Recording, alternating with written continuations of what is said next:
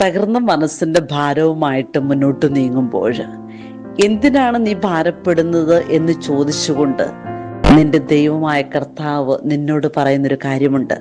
നിന്റെ ഭാരം കർത്താവിനെ ഏൽപ്പിക്കുക, അവിടുന്ന് നിന്നെ താങ്ങുന്നവൻ മാത്രമാണ്.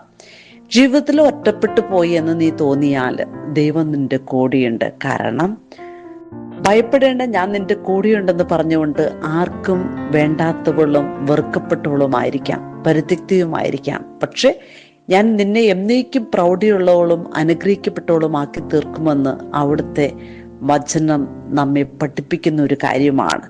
ജീവിതം നിന്നെ തളർത്തുമ്പോഴും ദൈവം നിന്നോട് പറയുകയാണ്, തളർന്നവന് ഞാൻ ബലമാണ്, ദുർബലകരങ്ങൾക്ക് ഞാൻ ശക്തിയാണ്. ദൈവം നിന്നെ ചേർത്ത് നിർത്തുന്നതിന് മാത്രമാണ്. കാരണം പലപ്പോഴും വേണ്ട എന്ന് പറയുമ്പോഴും അല്ലെങ്കിൽ മാറ്റി നിർത്തുമ്പോഴും നിനക്കായി പരിചയമായി, അഭയകേന്ദ്രമായി, രക്ഷാശിലയായിട്ട് ഞാൻ നിന്നെ സഹായിക്കുന്ന കർത്താവാണെന്ന് പറഞ്ഞവൻ നിന്റെ കൂടെ നിത്യമായിട്ട് കൂടെ ആയിരിക്കുകയാണ്. അവൻ മയങ്ങുന്നവനല്ല, ഉറങ്ങുന്നവനല്ല, നിത്യമായി നിന്നെ ചേർത്ത് വയ്ക്കുന്നവൻ മാത്രമാണ്.